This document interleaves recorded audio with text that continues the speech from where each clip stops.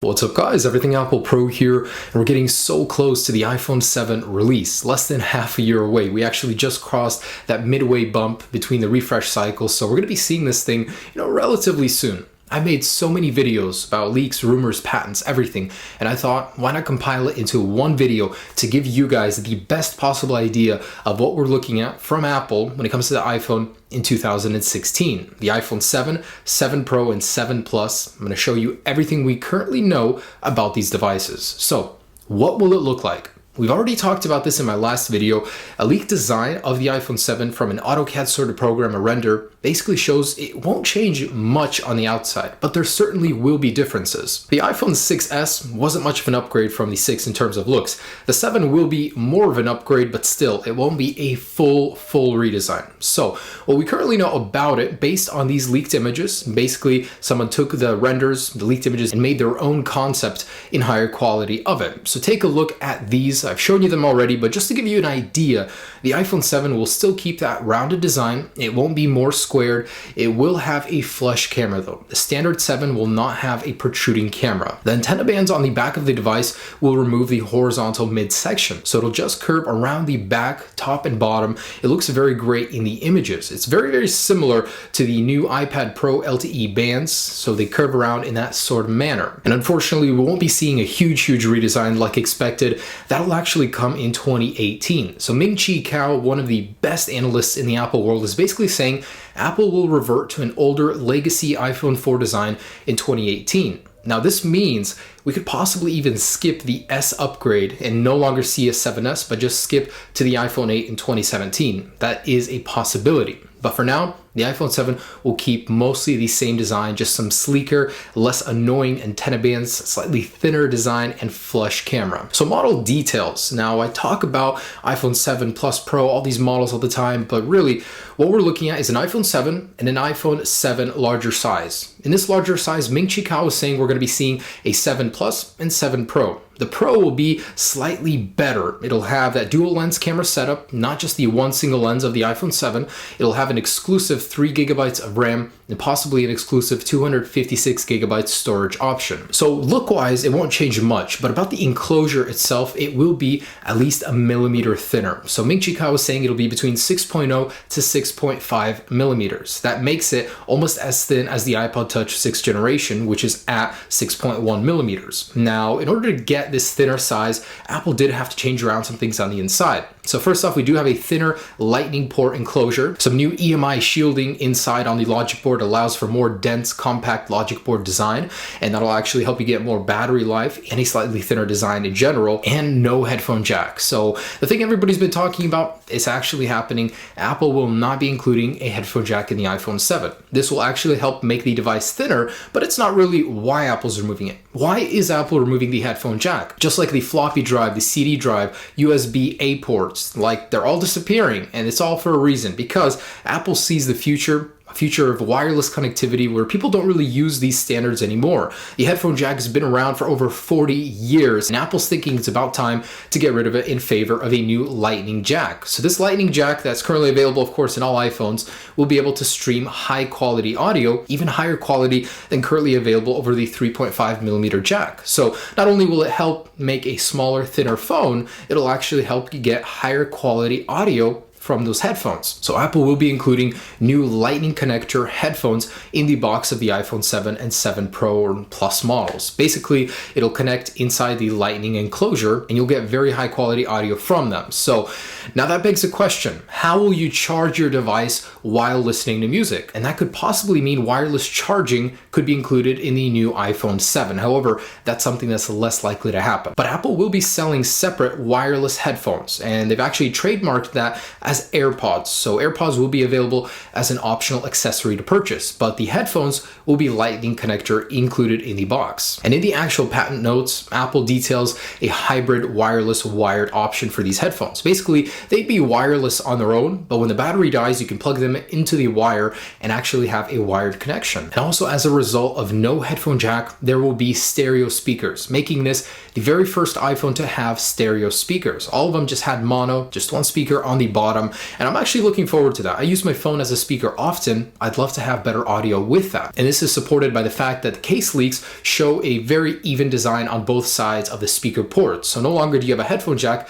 just two speakers making a stereo speaker setup. The iPhone 7 may have an iPad Pro-like smart connector. So in those leaked images, if we zoom in real close on the bottom of the phone, you can see 3 pins. Now those 3 pins are just like the ones on the iPad Pro. Now it's unknown what this could mean for the iPhone, but we can guess that this would open up a world to third-party, cases, different things, maybe even wireless options for this iPhone. Basically, higher transfer speeds, faster charging through these ports. And it's unknown if this is legit, if this is just a testing model. We know Apple's testing many variations of the iPhone 7, but a smart connector may be included on the back of the iPhone 7. Storage. Apple will be upping the base storage to 32 gigabytes. Of course, media sizes are on the rise, and Apple's latest Pro iPads all have a base model storage of 32 gigabytes. Now for the lineup, we might be seeing 32, 128, and 256 on the iPhone 7 Pro model. On the iPhone 7 and 7 Plus models, 32, 64, and 128 seem reasonable. Now getting to displays,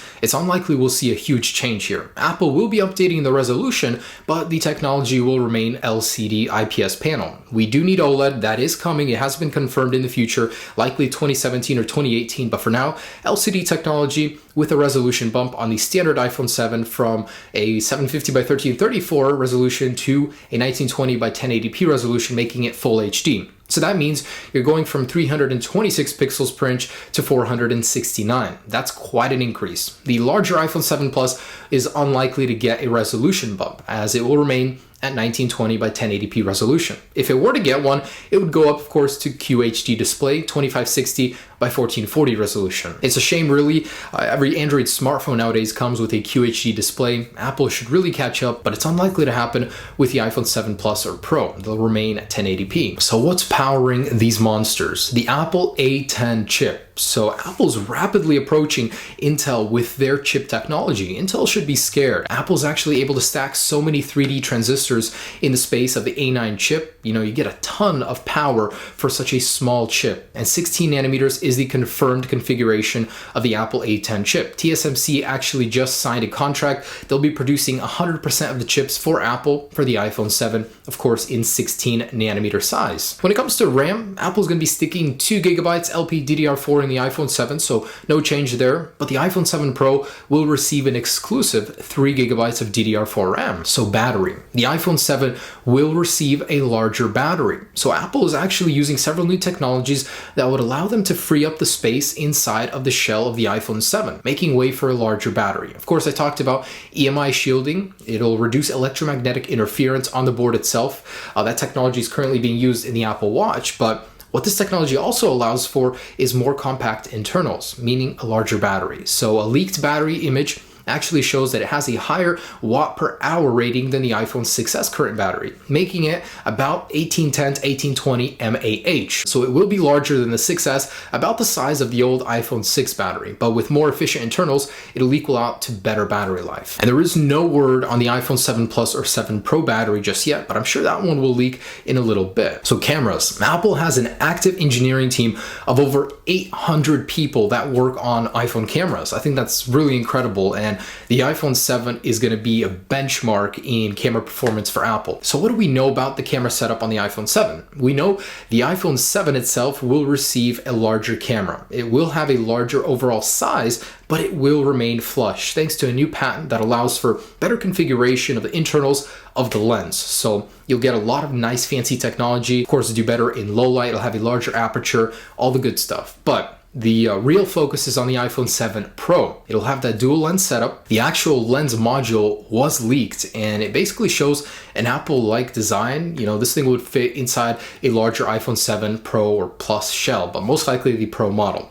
So it will protrude. This will not be flat on the Pro model because, this thing is huge. This thing is going to allow for so much awesome new technology. As a result, it will protrude. Now, what can you do with a dual lens setup? Selective focus. You take a picture, you can focus on different areas of the picture after taking it. You can record multiple streams of video at the same time. So you record, you have slow motion available later for edit, 4K, 1080p, whatever you want. I think that's really incredible. It'll take up a ton of storage, but that of course can probably be disabled by a software feature. And we do know that Apple owns Lynx Imaging, a company they purchased a little bit earlier that specializes in multi-lens setups. So that's something very, very likely, 100% that's coming to the larger iPhone 7 Pro. And with that leaked image, basically confirms it. And real quick before I forget, optical zoom is possible. So because you have one standard lens and a telephoto lens, you basically have a wide range of field available right away. So you can actually zoom using optical zoom instead of it being digitally cropped zoom. I think that's really, really cool.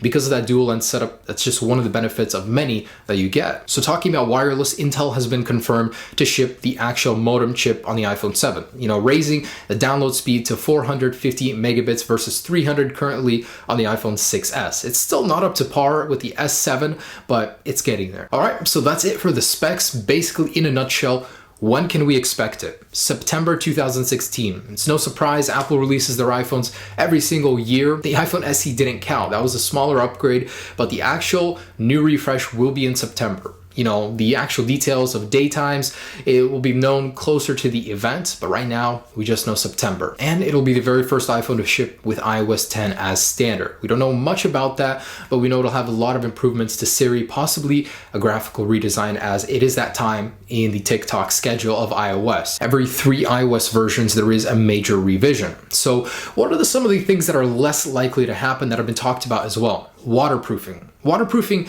may happen eventually, but not in the iPhone 7. So Mac Atakara basically confirmed that the 6S and iPhone 7 share the exact same water resistance, which is basically none. So basically, any further iPhones in the future, thanks to all those new patents, may receive this technology, unlikely in the iPhone 7.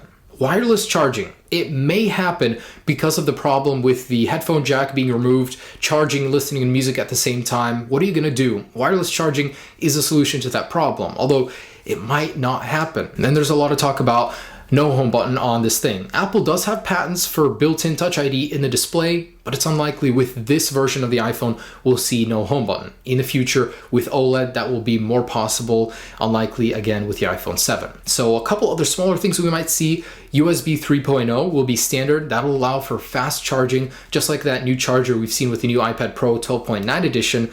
Fast charging on the iPhone is much needed, very welcome. The iPhone 7 as standard might get optical image stabilization thanks to a new lens setup and 3D Touch 2nd generation, which would allow for multiple fingers on the display to detect pressures with multiple fingers. And in conclusion, I just wanted to bring up a statement from Mossberg. So an analyst, also investor, this guy is basically saying the iPhone 7 has a ton of ground to catch up on. There hasn't been a huge redesign in forever. The iPhone SE and iPad Pro are just derivatives of, earlier products. There's no groundbreaking new technology. The Galaxy S7, which I've got over there, has been biting at Apple's heels. This thing has really caught up and surpassed Apple in many ways. And all he's saying is that iPhone has a long way to go. And with the iPhone 7, it better be spectacular, as quoted by him. So I'm really, really hoping that a lot of these are true. And as we get closer, of course, we'll be able to confirm more and more of them. But that is the iPhone 7 in a nutshell. So thanks so much for watching, guys. Hopefully I gave you a good, clear, concise idea of what the iPhone lineup will look like in 2016. And it's looking to be pretty dang good. So thanks so much for watching, guys. Have a great day. Be sure to check out the earlier iPhone 7 video as well. I talk a lot about the smaller points in there. Peace.